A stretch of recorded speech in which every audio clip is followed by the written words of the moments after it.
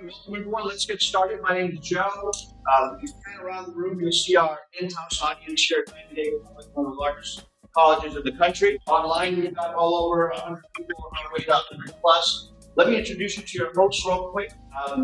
Gabrielle will be leading us to our charge. And I'm just going to hand off to them to talk about the Great Resignation. A lot of you are familiar with this issue called the Great Resignation. People saying, I just don't want to work anymore. I want a different lifestyle. Well, what's the impact that can have on higher education? And what are some things higher education needs to do to keep incredible people like this and incredible people like you wanting to come to work? Right? So that's what we're going to be talking about today. With that, over to the two of you. Thank you, Joe. So folks that are new to ThinkSpace, it's not like a webinar, not like, your podcast. This is about your conversation, your discussions really matter. I always use the word, your voice matters. I have an audience here from Miami-Dade College. Woo! 160 people virtually, so thank you for everyone that joined. I want to introduce you to my co-host who has been next to me on all of these. Gabrielle. I'm so excited to be here in Miami and so excited to hear your voice. Definitely does matter. So as we go through this process, we're going to ask you different discussions. We're going to have teach you going around the room with this camera. You will see that we have a set of cameras set up here. We are in this place called the BIT Center at Miami-Dade. Even the visual of the camera doesn't do it justice. The things that are in here and the way that we're interacting, it is pretty amazing. So it's amazing. Even that is cool. So we are, and so I want to first say thank you to the HEUG and the League for Innovation for hosting us. They've been sponsoring us throughout this few ThinkSpaces.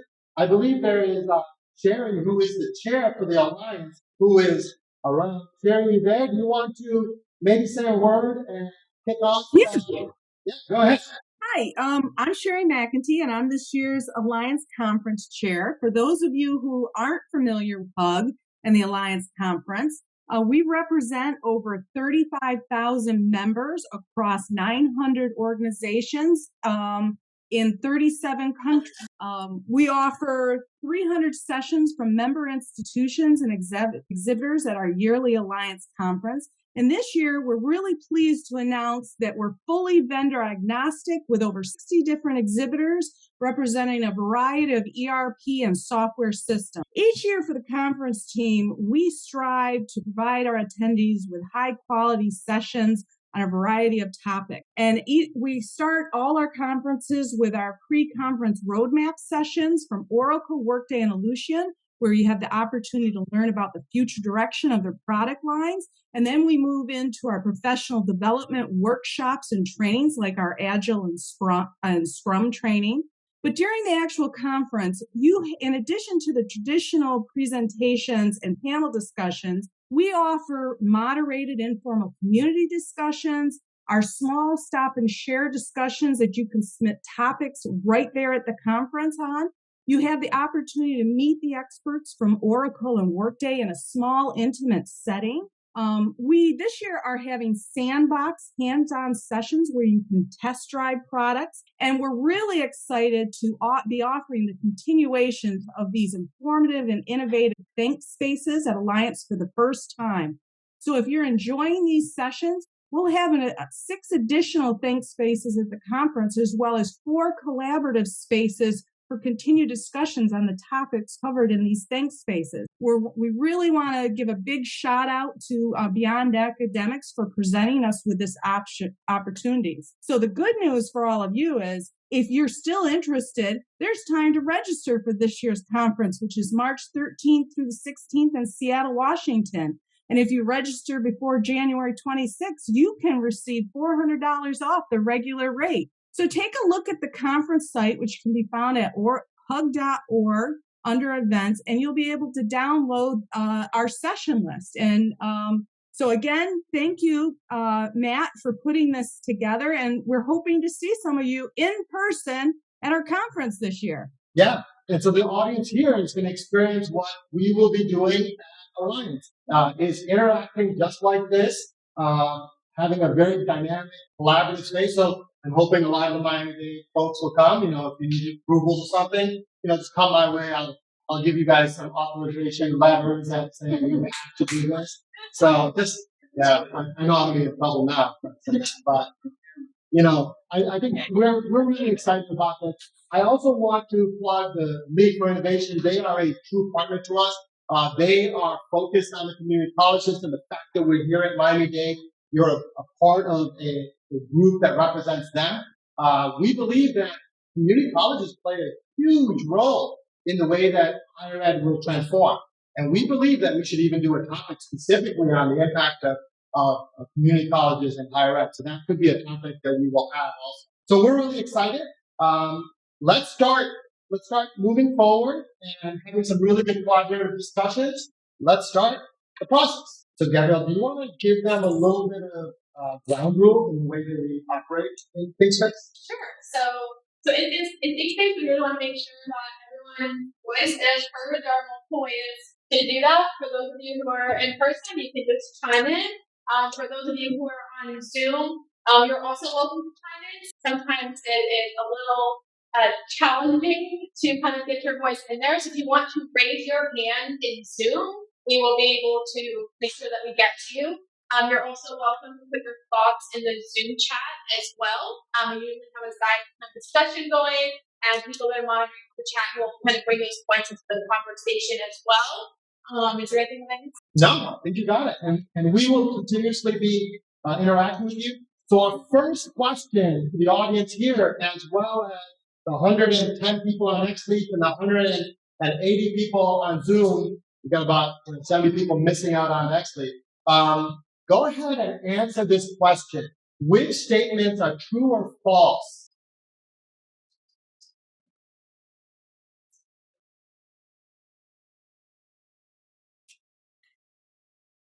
All right.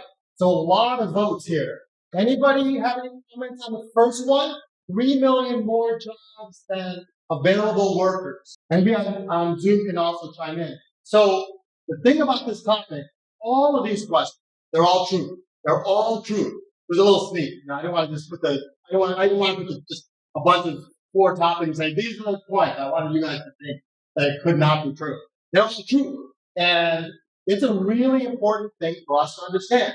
When we think about the Great Resignation, these are the data points that are coming up. When we think about 4 million people quit their jobs each month, not even each year, each month people are quitting jobs. That's what we're going to be talking about. And the Great Resignation happens to be happening for many different factors, which we're going to start to talk about.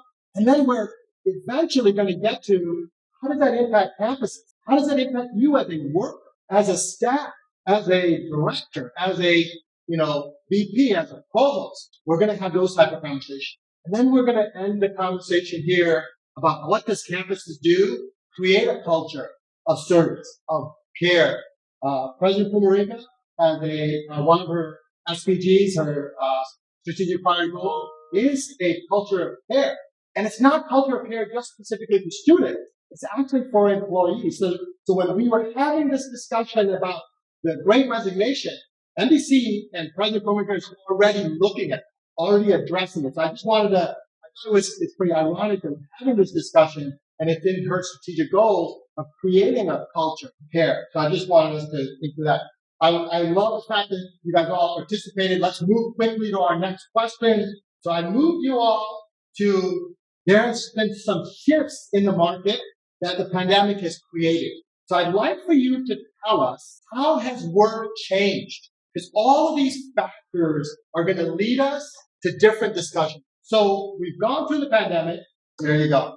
And in order for us to not have duplicates, I'd like for you all to read what your peers are saying. If you agree with it, go ahead and put here to stay because you're voting up on it. Or, yeah, go ahead and do that. I see a lot of people. So in order to vote up or move that sticky here to stay, go ahead and click on the green dot and drag it down to the response that you want to add it to. And for those of you that may have issues with texting or putting your response in the box, it should say your idea here. Sometimes there's a participant list that comes up on the left-hand side. Go ahead and X that out, and you should be able to see the box where you can put in your response. And of course, be sure to hit post. Some great response. And the first one that came up is no more 9 to 5. That may not be at campuses yet, but we are moving to more than just a 9 to 5 ecosystem, right? So it's interesting that was one of the first. Opportunity for remote work. So I'm going to give you 30 seconds to read what others are putting in. Go ahead and put it. I'm going to give you a little extra here to stay. There's so many good responses. I'm going to give you a little extra stickies, like 20 of them. And then I'm going to vote up and then show you what the response. Anyone in the audience, any comments or thoughts? I love calling people that I know. How about you, Lindsay? What's your thoughts on this? Hi, Matt. My thoughts are similar to what other people are putting in. However, I also feel like I'm doing more work. I'm having to almost more consciously separate myself from work, in whether that's going for a 10-minute walk or consciously taking a lunch break, because I find myself often working through my lunch just because of the work, just sitting here. Yeah, no, it's great. I can tell you I don't separate as well, and so I think this is part of what's happening in our ecosystem. Hey, Christy, I see you moving around, and I know that you probably have an opinion on this. What's your thoughts? Hi. Yeah, I think that, so much has changed, and especially now with everything that's happening, for the thing is, it's everything can be remote now, and it makes, I think, so many more opportunities for students to be in the work life in and of itself, to be able to, especially for those in other countries, third world countries, to be able to now be a part of school, remote work, remote jobs. That's really important, because it's bringing opportunities in a way that didn't exist before, I think, in my opinion. Sounds good. Anyone else? Christine, I know you're out there. What do you think, Christine? I was just writing in chat with Larry about things that I disagree with or am skeptical about that I see here. Would be kind of a fun feature to have, because it seems like there's some people who think that there's lack of cultural opportunities, which I think is true if we're not being intentional, the way Lindsay talked about. But I think that there's interesting ways to build it if you know what you're trying to craft, rather than relying on it happening organically, which is what we often do in in-person spaces. Great point. Great point. So I'm gonna sort really quick so that we can see what took on the top votes. Opportunity to work remotely. This is something that every campus has to think about. No more 9 to 5. And I think, especially in a community college where you're serving so many different types of students, then, no more 9 to 5 makes a lot of sense. Even the mega schools that are really taking on a lot of our enrollments right now, they're somewhat all the way till midnight. And in some cases, they're global, they're 24 hours. So it's something that we're definitely recognizing, and you can see that.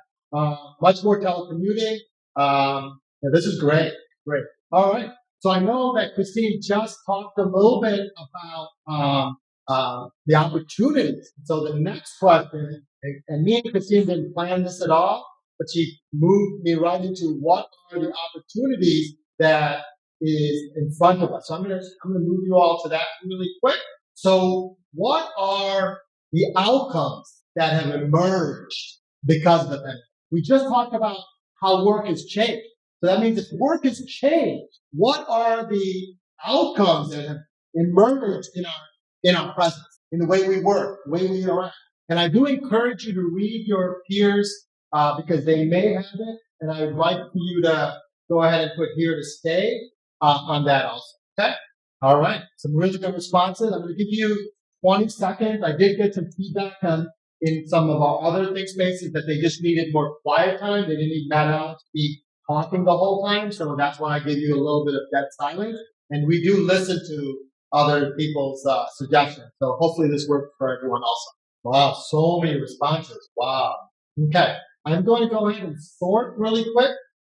All right. So the first one is greater work and life burnout. 30 people said that this is what's emerging. And this goes back to what Lindsay said, so it's spot on.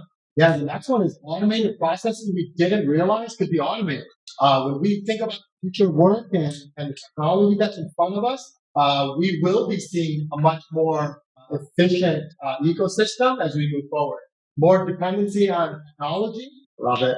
And so I think this one, number 82, is interesting. Proving to leaders that we can work successfully remotely. So we're going to have a whole conversation about employees and employers in the next activity. But it's interesting that this came up here as, hey, this is something that we have to be thinking through. And of course, more resignations, more switching jobs. And so anybody in the audience have any thoughts? Anybody in the live audience? Any thoughts? Let me call on, but yeah, just go ahead and speak out. She's getting the camera right. I think online has also come up as we learn to work remote and managing your own time differently than you did previously. I don't get distracted by going down the hall to the next building to go to the restroom. I don't have to go bed and food somewhere. But that also means managing my own time better and learning that yes, you have. Yeah, that's great. Anyone else? Hey, Matt. Yeah, go ahead. Hey, Sachin here. Good to see you again. And yeah, absolutely. Been a while. One of the big things I've noticed, I've also changed a lot of how I worked remotely before to how I work remotely now. I've changed my complete office setup. I've changed my way I've delivered material. I've changed the way that I even absorbed the technology, right? So before it used to be, I just was fine sitting on my laptop doing what I needed to do. But now I realized I need to be able to have my true office at home setup, right? Being able to have a separate technology for microphones, separate technology for speakers and the cameras that come in, things like that, just because of the adapting of the way that you need to be read into it, right? So even absorbing the technology at home, I remember when the kids weren't at home and now they are, I have to have higher speed internet coming to the house. Those are all the things that you have to think about, like, oh, I have to get all this technology in right in order to be able to absorb it the right way and then be able to compartmentalize that whole how to take it in, how to take it out type thing, right? Being able to do that work-life balance, because otherwise you get that distraction of not being able to be a part of the other offices and not being able to be a part of that community within your workplace. Because I've been at an employer that the crazy part is I haven't been into the office physically since I've been at the company, which is a really weird thing, right?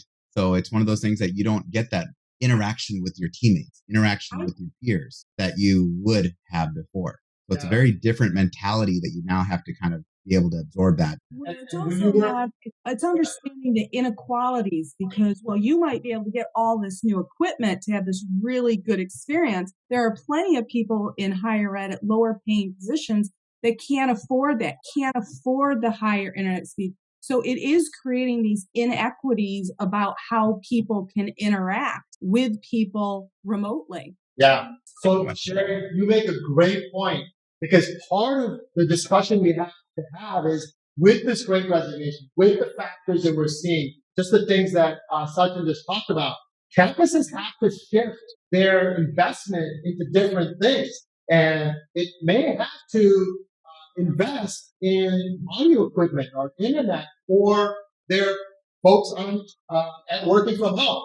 I'll be honest, at Beyond Academics, I sent everyone in our group microphones, just the same one that Sachin had, very similar. Because I said, your voice is the biggest part of what our clients are listening to. So you need to play that part.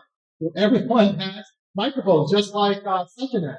I think it's that kind of discussion, but the whole inequity and the ability to do things like that, I think, Sherry, we have to address it. Great point. So I see Michael raise his hand. Yeah. Yeah, thanks. I think it'd be helpful if the employers would acknowledge that the collective post-COVID workforce we're just starting to form. We're not even, are we storming yet? In our group developments, just acknowledge it and really, I think that'll help get more buy-in and collaboration. Leaders and staff, line staff, and all that. I think it'd be helpful. Yeah, no, it's great. Anybody else here? I always want to give the audience some. Anybody in the? Yeah, it's really interesting. It seems like there's this kind of dual view on it. In one sense, it's somewhat harder to connect with people and have those discussions and have those, that the side discussions that happen in person. But there's also this other side when people are saying that, actually our tools, looks like Jim had actually put this in the chat, that our tools have actually gotten so much better. So we do have more ways, technology-wise, to actually connect. So maybe it's more of a question of how do we navigate that in a way that is effective. Yeah, no. You bring up a good point, Gabrielle, because one of the things that we had with technology, I remember my kids, both my kids in school, when they started first doing it online, one of the biggest issues that they had was that the teachers had no idea. And I'm also a former university professor as well. So when I taught at the university, it was a different world back then. But now with my kids in school and they're doing Zoom and they're doing other tools for interaction, the teachers weren't taught well how to use this technology that they're absorbing. They're just getting thrown into the fire on, hey, learn this now. Tomorrow you're going to start online. And it's go with it. And it was, I had to help with teachers, some of the teachers, helping them, showing them how to do some of those interactions. Just because I came from. So save that point, because we're going to come back to that. That point you just made, we are going to come back to it, because in the activity we have that. For the folks that don't know Brian Alexander, he is famous, and he runs a forum, and a lot of the insight that we all read and the facts that I put up there, Brian kind of does that. He does herd cats, and you might see some cats during our conversation, right? Brian, give me some take. First of all, thank you for bringing me up, and thank you for hosting this session. I'm really glad to see so many people talking about this. I was impressed that one of the leading dot gatherers was mental health. So that has echoes in a few different places. If you think about higher education, it means that we are, among other things, going to have to divert more resources to producing more graduates in psychology and allied fields. The second thing is that campuses are going to have to divert more resources to supporting their students' mental health, which might mean hiring some of those grads, or it might mean providing more online work. And the third is that psychology as a field has been going through a terrible crisis of replication. Psychology scholarship is a real mess right now. So on the one hand, the demand for it is huge. On the other hand, the supply is kind of problematic. I think we'll see a lot of chaos in the field and a lot of offerings for it all over the place, including hybrid therapy. Yeah. So the folks that don't know Brian's work on Thursday, every Thursday he runs a forum, brings a lot of great guests on there, presidents and thought leaders to join him. I always join him. And we will be doing a ThinkSpace with Brian and a set of other, what I call the voice of higher ed. And we're going to just talk about a variety of different topics. So, Brian, it's good to see you. I did see someone raise their hand and then they went off, so I apologize. Any last thoughts from the audience in virtually? Any last thoughts? And then we're going to move to the next exercise. Yeah, I just had one small comment having to do with the equipment, equipping people to work at home. And what our department concluded, or the boss of our department concluded, that with the cost savings that we had from not commuting, we would be expected to apply that to providing our own internet. And I guess there are probably some people who don't commute or who didn't commute, and so that was a non-issue, or that didn't apply. But for most of us, yeah, we are not commuting anymore, and we can devote those transportation resources to the home office, at least for the internet supply. Kevin, that's a great point. The way that I see this is that because of the remote nature, the ability to go do things elsewhere, there's competition. So if your employer is not giving you what you want, like options in a lot of ways. I'm not telling anyone to leave their jobs. I'm not saying any of that. I'm saying that campuses, employers have to, what I'm saying is campuses have to rethink what they focus on. And what does that mean to the person that is serving their student? Kevin, in your example, well, if they're just going to shift it, well, then there's going to be opportunities and jobs elsewhere that allows for that. When I was in the dot-com boom, people would put in free food and all these different things to get us to stay at work and enjoy the culture. Some of it is it's developing culture and things like that. So I want to add a little bit of color there before we get to the next topic. So, yeah. Oh, go ahead. I think Bruncha, is that how you say your name? Welcome. Hi. Yes, I am Bruncha. I wanted to comment on something as well because I'm someone who has been in and out of higher ed and have recently left higher ed during COVID because I felt that the COVID situation and the way policies and procedures were handled were not everything that I wanted them to be. And I just said, I'm enough. I'm more of a business person than an educator. So I think what higher ed has to realize, you brought up the issue, Matt, of competition. In the corporate world, if something is required to be delivered, if you as an employee have to, perform a task, your employer is responsible for providing those resources, whether that's a laptop or a phone or internet access. And I think we have forgotten in the last 2 years that we're expecting our employees to pay for the costs of doing business for our higher educational institutions and our corporations. And I think that's what the Great Resignation is partly about. People are saying, wait a minute, I have to have the burden of doing your business at my expense. That's not appropriate. Great point. No, I believe that we're in a supply and demand world, and you have to create value that your employees feel they're being valued by. So, no, this is great. So, because of time, someone say something? Thank you, Bruncha. So, we're going to move to the next question. And, the pandemic have created just a new perspective around the world, because I call it like a mind shift. The way we look at things is different. And so I want to ask you this question. This is the employee's perspective, right? How does employees think about work today?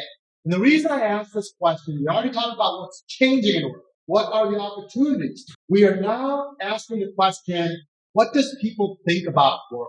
And go ahead and I'll add some more. Because of the number of people in here, I'm going to add a little bit more vote-ups because there's so many good responses. And then after this one, we're going to go into employers, which happen to be campuses or organizations, but we're going to have that discussion. Yeah, it looks like the theme of having work and family and personal life being blended keeps coming up a lot. The idea of balance. Number 17 is a pretty cool answer. So the folks that look at number 17, realizing they have power. I worked at a university. I used to feel like I was just one of a cog in the wheel, right? I think we're changing. I think when we think about the student-centric ecosystem, we think about how we serve students, the only way to do that is empowered by the staff that run our campus. And I believe when you have really good people that are attentive to the service of students, they become really powerful in creating retention, enrollment, all those things. Because right now, we sometimes in campuses still focus on the data entry of our world. And I think this is the shift that we have to recognize, that you should be doing more than data entry. We should let the computers do data entry. We should be taking the insight that's being put in by those computers to allow for you to be humans that are empowered by that. So whoever wrote number 17, kudos. Give me a little soapbox to jump on. I think number 64 is really interesting, that most meetings can be accomplished in at least half the time. I was just reading an article where it said that after COVID, they think the average amount of meetings had increased by like 15% in the remote working world. And that's part of efficiency too. I'll be honest. I think someone made the comment. I think it was the number one thing was this fatigue, right? Just screen fatigue. But what happens is when we do a Zoom, we do it for an hour. And then think about it. You need an hour sometimes for the meeting that you're having? I mean, be serious. If we can't capture it in 15 minutes, 20 minutes, especially on a Zoom, it means you're probably not running it as effectively as possible. And that's a really important piece. And we also want you to have a quality of life. When you're sitting on a Zoom all day, or you're in meetings from back to back to back, you still have things to do that have what I call critical thinking, critical reasoning, empathy, all the things your students need. That should be front and center in the way that we think about work. And I think that's going to be a key element of it. So the themes that we're hearing in the market that I see here is that people want meaningful and fulfilling jobs. They don't want to just come in to do something on an assembly line. That has to change, but it will only change if we empower the shift to serve it. Okay? You want to have a different relationship with work. You don't want to feel obligated to go to work. You want work to be a place that feels like a place of community and affinity. And we also want you to value your time. Like I said, let's not have a 1 hour Zoom meeting. We value your time. We want you to go do really amazing things. So, anyone in the audience, any thoughts here? Hey, Matt, speaking of the value of time, just one figure I want to throw out there. At one point, I did the math for my commute from where I live to the campus I work at, and the ballpark, back to napkin figure I came up with that I spent 9 days a year, 9 24-hour days, 9 entire days. Wow. From midnight to midnight in my car, sitting there on my way here or on my way. Wouldn't you like those 9 days for a vacation? Yeah. So we're going to get to what can campuses do. Remember, we have all this kind of scripted in where we're going to get. So you're going to exactly the discussions we want to start having with campus leaders is to say, let's rethink our work. The problem that we have at most campuses is they're just following the same map that we had when we didn't have computers, when we didn't have Zoom. We have to create a new map. And that map requires us to think about how does our employees work? What do they work on? How do they serve? Those are the most important elements. In order for people to enjoy what they do, we have to serve and feel like we're serving beyond just the work that I do today. Right. What's the chat on the chat point? Christine had brought up saying that meetings and classes are actually really important in certain contexts to maintain that connection virtually. But for other situations such as transfer info, it may not be as necessary. So that's one session. And then Gail brought up that I'll bring him to share, but he had basically said that there's also the issue of enrollments, right, in a lot of places, and so making sure there are even opportunities for people to work is really important. But I think we're going to get into kind of the impacts of having this turnover and what that actually means for enrollment.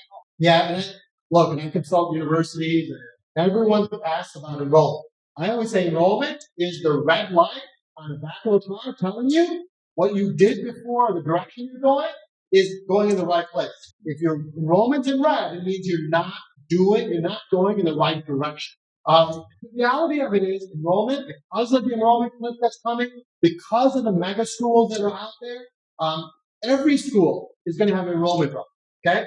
So what we have to do is, how do we create better offerings? How do we rethink what we do? Maybe enrollment isn't the traditional classroom setting anymore. Maybe enrollment is in continuing ed and driving a different discussion about the work and workforce that comes through this process. In the future of work, jobs are going to change. The way that we have folks, retrained and reskilled. Gartner has a survey that says 4.3 million new opportunities will be there for learning because 2.8 million jobs will be created and 1.3 jobs will go away. So if you add that up, it's 4.3 million jobs of training new people or reskilling people. So enrollment, if done right, if designed in a way that you focus on the needs of the market, enrollment won't drop as effectively as that because you're now creating it. The higher ed follows the mentor. I have a 4-year degree, come in, and I get that. My daughter goes to a 4-year degree. I understand that. And you have now supplemented because of the enrollment drop, the enrollment cliff that comes through that process. So, all right, we'll move on. So now we can kind of look at it from the employee perspective. We want to take a look at the employer perspective. So how do employers look at how work gets done? Yeah, I'm going to move on in a second. Just a second. And a lot of you are posting amazing comments and having great conversations in the chat as well. All right. Can you all see how do employers look at work gets done? You don't see it? Can you see it or no? You can see it now? It's interesting on this one. I'm finding a lot of these seem to be focused on the employee's perspective still and not the employers.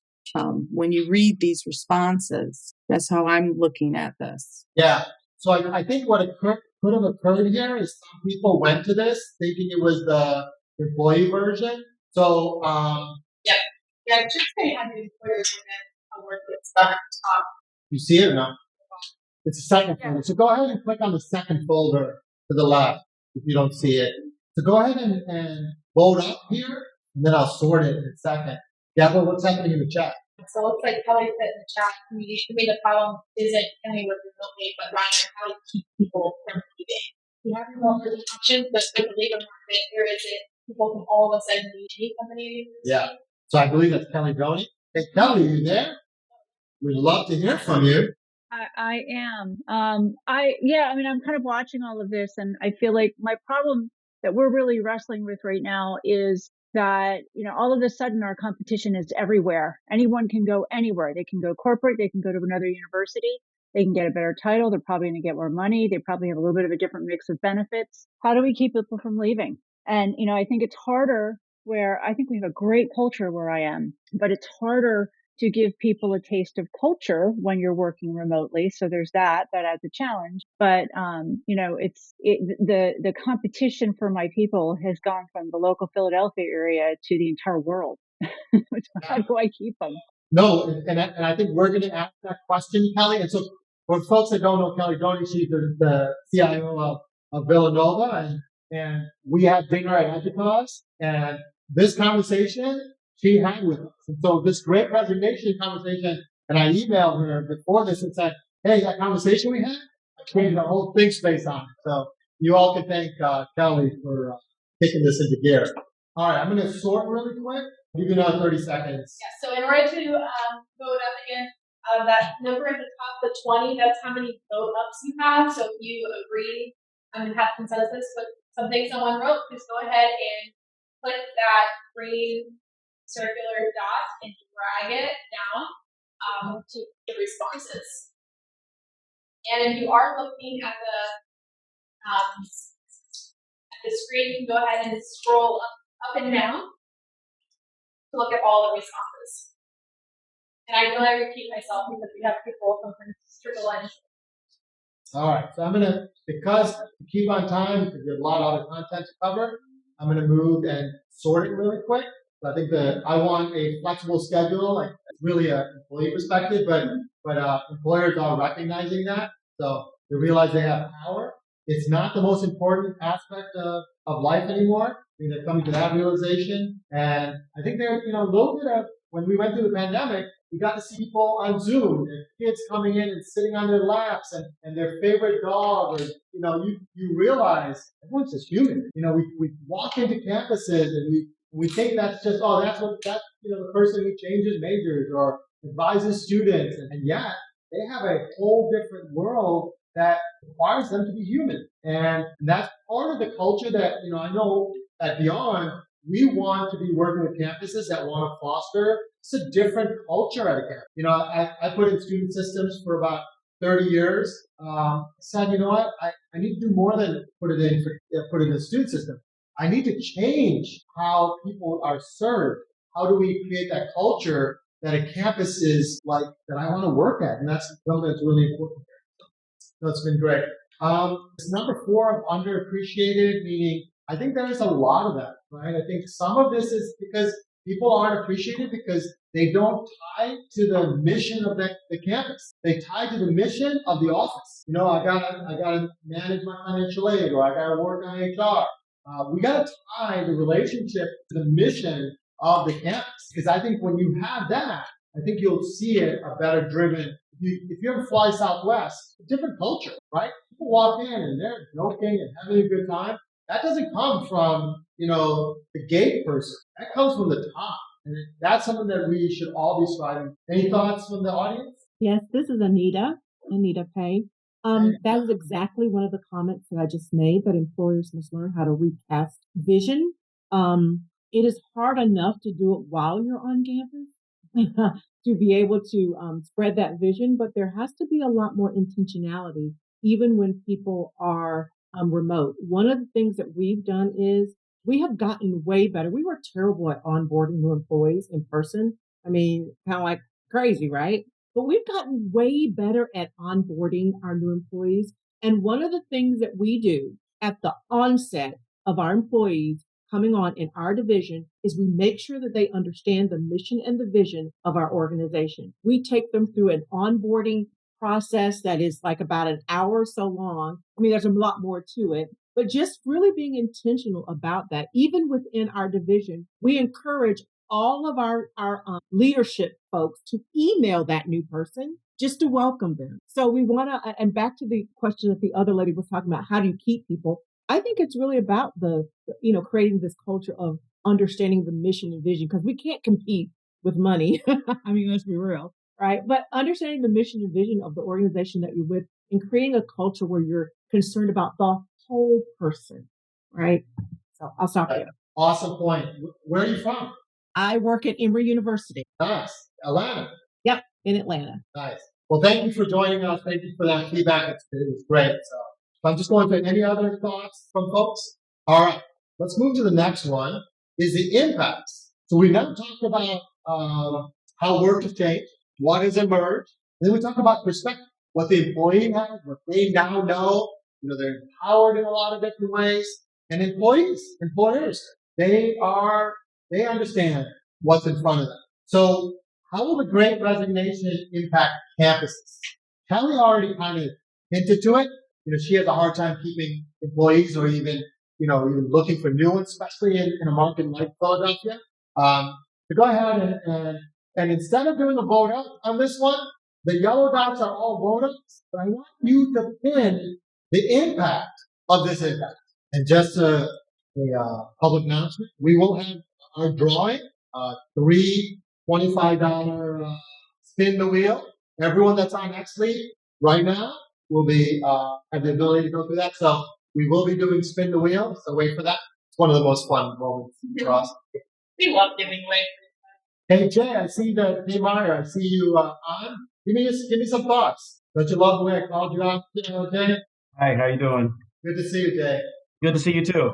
I'm not sure where the future's going to go. I've been wrong on almost every forecast I've had for where we're headed. So I think in the long run, we'll eventually settle back to where we've been, but I'm not sure how long that'll take and if it will happen, to be honest with you. Yeah, so I'm on the other side. We've been introduced to so many different things, and the pandemic is just one element. We were already going. Uber was showing us what to do. Amazon was showing us what to do. Our movie experience, our learning experience, and this audience has gone through that with me already. So we've gone through this exercise of that. And I remember we already did the first session for our ThinkSpace on what monetization is. So Jared, I don't believe that we'll go back fully. We may go back to elements. I'm still a believer of an in-person interaction is really healthy. I think we'll see it. I think what we do on campus will change, and I think that's what's going to be different. I still think we will have campuses. I just think that how people work and how they interact with their community, their campus, is going to be a lot different. I agree with you a lot there, Matt. I mean, I think the interaction within how the universities interact with their student base has to change, right? The way that all comes around with, you're talking about the Great Resignation here, and one of the big things is the fact that you're losing people and that knowledge that leaves with them. What happens, right? There's no way to retain that knowledge that people when they leave, and if not, and unfortunately, what happens is that they'll get hired back at 4 times the rate to do 25% of the work at whenever they can, right? And so that's the hard part. You're running into that all the time. So we see that happen all the time within institutions. You're seeing it up day in, day out, adapting to the change in how that life balance of being able to take care of the student welfare as part of the whole transition of getting a new student in and all that stuff is all key to being able to retain solid students. And I think it's going to be a hybrid model. I don't think it'll ever go back to a truly traditional model, especially with the use of technology and how it can be used to help support growth. I mean, you're using technology right now on those big screens behind you. Remember when it was just used to be chalkboards, right? That's all we had. And we had it. You're not that old. You're talking about chalkboards. I I remember having to clean them. That's all I remember. I see a couple hands. I see William and then Larry. Go ahead, William. Thanks, Matt. Welcome. It saves me on the internet. I got 4 kids at home doing school thanks to the pandemic. So I posted in chat, but it was interesting to bring back a comment that you said earlier. You know, our enrollment is based off of where we were, the choices we made beforehand, right? And now that I'm working for my second university, it was interesting. The reason I left my first one is because leadership said, well, our only focus is to focus on the students and what the students need. So faculty and staff were of the greatest importance, and not the people who ran the computer line, not the people who made sure they had internet, not the people who cleaned the classrooms. And all of a sudden the pandemic hit and it said, oh crap, what are we going to do? Well, everybody decided to leave for a better job. They're like, well, you didn't respect us beforehand, and now that you need us, you're just saying we have to. So it's interesting. I really hope the pandemic and the Great Resignation will help refocus to a holistic university approach instead of what are our simple benchmarks? Did we get our 20,000 students this year? Yes, then we're doing everything right. Well, we also lost 15% of our staff. Oh, that's okay. Like that needs to change. Yeah, and I think the way that I say this to the presidents that I deal with is that you have to align people to the mission that they have to recognize. Yeah, having systems up and running is as important as getting a student into that seat. It's as important. Now, there's a mission on both of them, right? And I think part of the discussion that everyone needs to have is that everyone plays a role in this mission. But if you're just boxed in and saying, this is the only thing I can do, we won't serve any students. And that's the problem I think we have with a lot of IT is boxing in and saying, this is what I need you to do, react to it. And I think campuses that are much more holistic and understand that there's a mission, I think are the ones that are going to be driving. I know there's people in the audience that are cringing because a lot of them are IT. But I want to say here, this is an opportunity for us as folks in higher ed to recognize it. And the reason I say this is I work at campuses that always struggle with it. That I say, hey, this is what you got to do. And then say, well, this is my rule of security. This is the way that I run my IT shop. And we don't get to the places that we need to serve that student. And I think there's a blend of that. And I think we've got to say, we own the journey of the student, and that journey requires everyone to say, how do I help you get to that journey? So I agree. Larry, did we lose you, Larry? No, I'm here. I just, We'd love to hear what you have to say. oh, sorry. This Great Resignation has created quite a few challenges for employers as well, particularly in the classroom.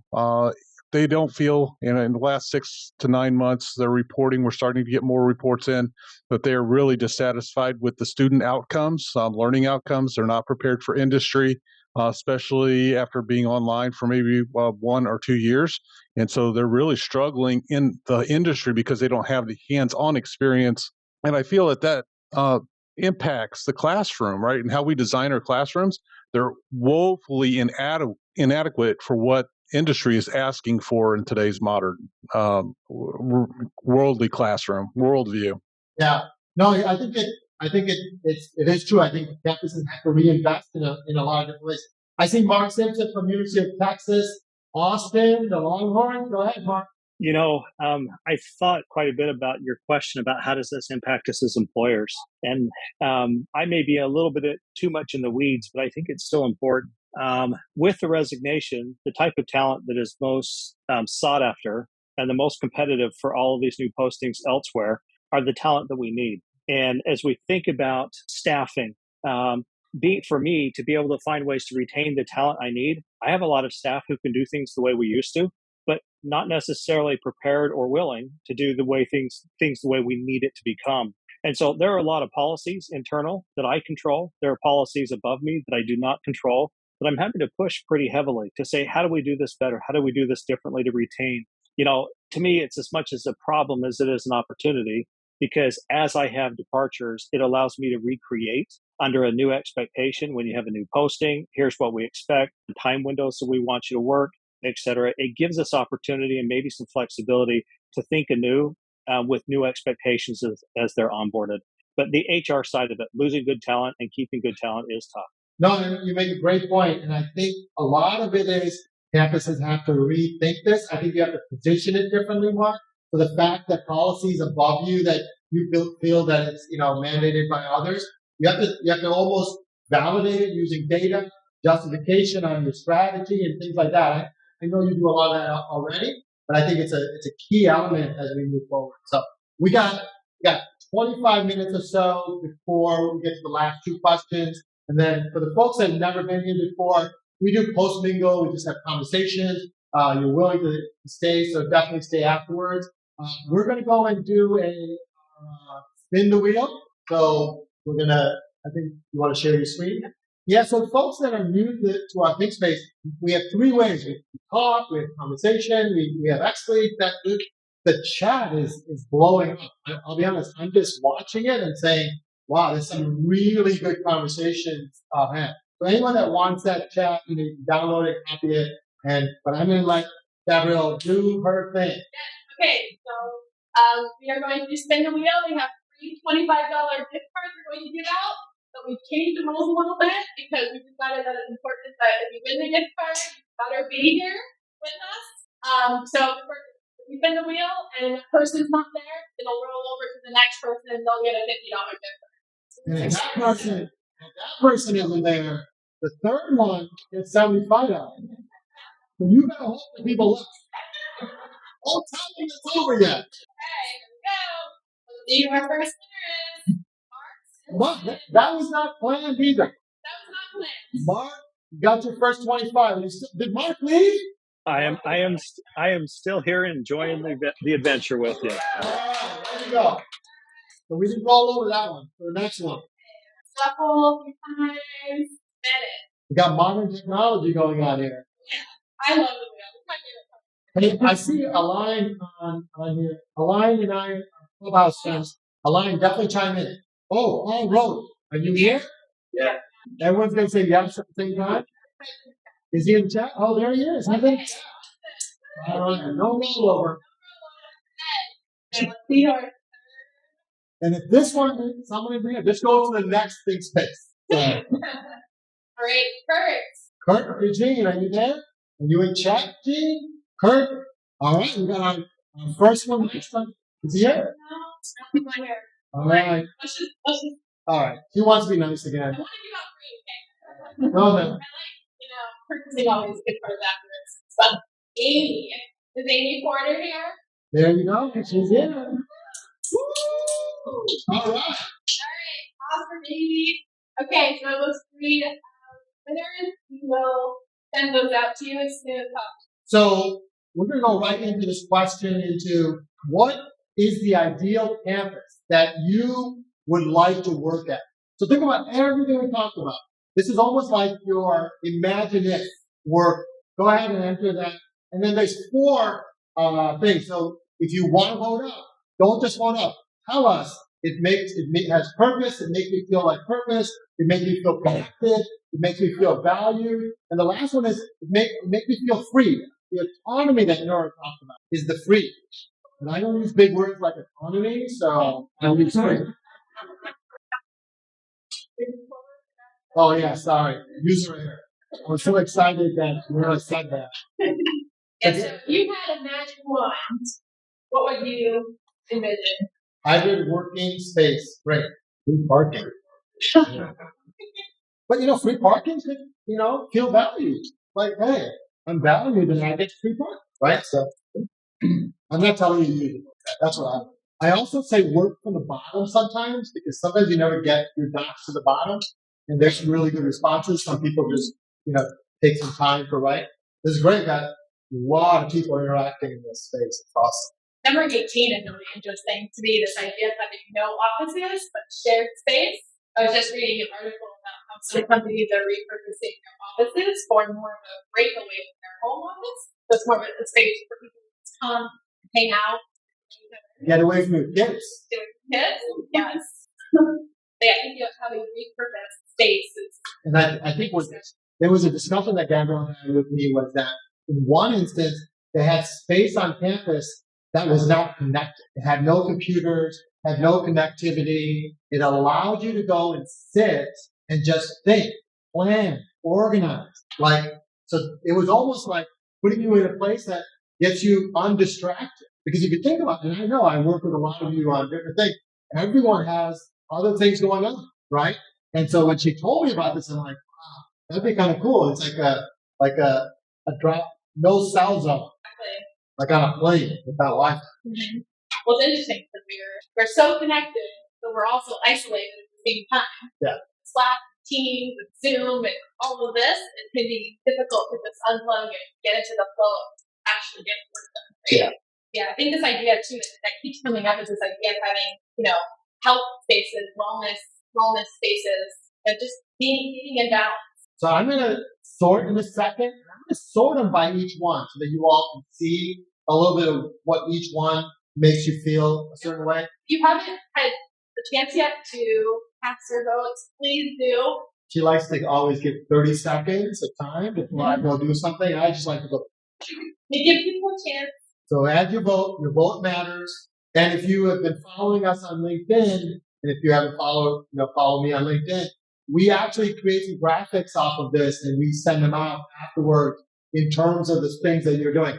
Because the thing about ThinkSpace, it isn't us here telling you what you think. These are things that you all are coming to the realization of what it is. So this insight is really your insight.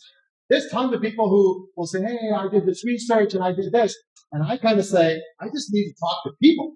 And I just need them to put the insight in front of us. And that's an important piece. And so we do create some report outs. So definitely follow us and we'll show it to you. Can I do some sorting? Give it 10 more seconds. All right, 10 more seconds. All right. So I see that Dr. Malou is in the house.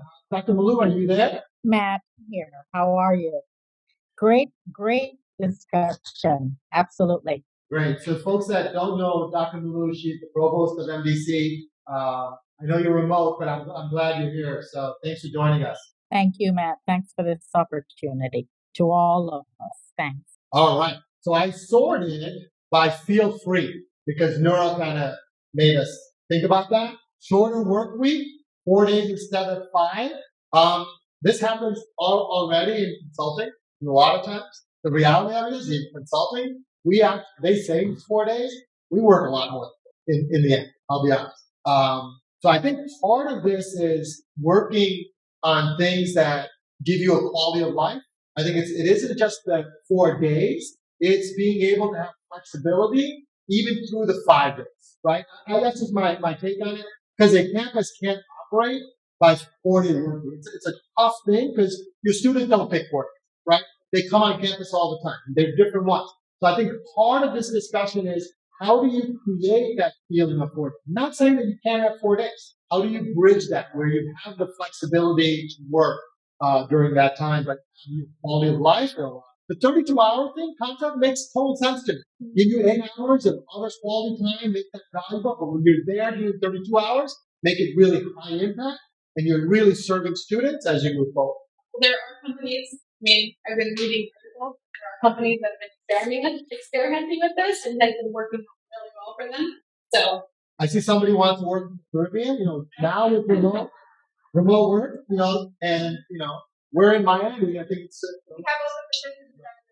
yeah, open positions here in Miami. So, flexible classrooms and workspace. So I think number 59 is important. Leadership's message matches the leadership's action and behavior. I think this is really true. I think some of it is you have to be able to speak to what you want out of the campus. And I'm not going to pick on any faculty, but I was in some faculty sessions and they were telling me that, their students are not checked in, they're not putting their camera on, they're all these things, they're saying this to me. Out of the 35, I had 5 people with their cameras. And so they weren't even doing what I would say they should be doing if they're asking their students. And the reality of it is students don't turn on their camera because sometimes they don't want to show what's in the back end. So there's a lot of this type of discussion that we need to have. And I think you have to say, if you're going to lead that way, then you have to lead fully, right? And so I think it's the next step. Is there anybody else that wants to chime in on this? Any thoughts from the audience? I have a question, Matt. I have a question. Are any universities going to using like social audio apps for classes, distance? So this way, if you're not on Zoom, but you can still have that collaborative discussion without having to be at. Is anybody doing that yet? Is that like Clubhouse, Christy? Yeah, like a Clubhouse type of a thing where you could still have that collaboration discussion like a classroom, but you don't have to visually be seen like on Zoom. Yeah, I know Twitter has it. This goes back to, I think, Christy, this goes back to, there's so many tools out there. Christy and I actually met on Clubhouse, so that's how we know each other. I don't think people have thought past what they do today. So their thought is, let's just go to a Zoom, and if someone is paying attention and looking at me, they're engaged. The reality of it is, in Clubhouse, engagement doesn't have to have any visual, right? And we build relationships in a lot of different ways. So I think, Christy, the question there is, are leaders thinking about that? Are they thinking about collaborating in different? It's not just even classroom, Christy. I think it's even in workspaces when you're having discussions about a policy or you're working around a student, using a space like Twitter Spaces or Clubhouse or anything like that. I also think, like Slack channel, the channel communication strategies, I don't think they use it here. They use Teams, but it's not the way that we would interact with Slack and Discord and things in marketing. So I see Christine dropping some good stuff in the chat. Christine, do you have thoughts? Just short ones. I think some people are experimenting in this area. BJ Fogg taught a class about Clubhouse on Clubhouse for his undergrads last year, which was apparently really interesting. Oh, that's good. What school was that? I think BJ Fogg is at Stanford. It's in California. He's a behavioral scientist. I'll find out and write it in chat. I think, Matt, the way that you're using interaction though too, just like this conversation, right? A lot of these chats always end up being some person speaking for an hour and a half, right? Somebody just talking for 2 hours, and then what are you doing? You're on your phone. You have one of your 4 screens up, and you're looking at your emails. You're checking everything else out in the world, and you're not paying attention to the actual conversation. So the fact that you're using interactive communications, I use things like Mural, right? And we throw those things up where we're doing interactive whiteboard, where we're using Post-its, digital Post-its, creating questions and interactions between teams and interactive with our peers and things like that. Plus our organizations that we work with. So this kind of stuff where you're throwing out questions and those types of things, those are huge because it forces people to interact like they were in person, right? Yeah. That's the closest we can get to it right now, as we're not, right? So, I'll be honest. The concept of ThinkSpace is that we want to show how you interact differently. Like I wanted to get away from a webinar presentation. I wanted to get away from a podcast. I really believe that people dialoguing is a much better use of anyone's time than just sitting around and listening to someone talk about something for a long time. So I see Marcus. Go ahead, Marcus. You're on. Oh, hey, thank you. Okay, so I'm having, I guess we're in an awkward time right now, right? Because we haven't quite figured out the whole virtual thing perfectly. And I remember doing a lot of reading prior to the pandemic where there was a big push for object-based learning, where students were actually interacting with something in their hands, right? Or going on a trip and being part of an experience, for example. We haven't quite figured out how to make virtual, meet those kind of like human primitive needs that we all have. So I don't know if there's any other universities kind of figured this out. I know hybrid is a model that should be explored, where you come into a campus for a lab, let's say. But I think one of the hard things we're going to see in the future is kind of how do we keep the connection with the student that was proving to be so successful with object-based learning that now we no longer have that same access to. I think there's going to be a lot of different ways of approaching this, Marcus, and I think there's different, thoughts and concepts. I think everyone has to sit down and say what really should be applied as we move forward. So I see, Christine, you had your hand up. I think you dropped your hand up. Okay. I did. We sort of moved on. I can circle it back, but we can also plow. I know we're sensitive with time. Go ahead and make your point, and I'll transition everyone to the last question. I think it can tie the last two things together quite well, which is that it's more about a return to what best practices are for teaching and learning if we're thinking about how to pull students into a virtual space, rather than is it on a Zoom call or is it in a lecture hall?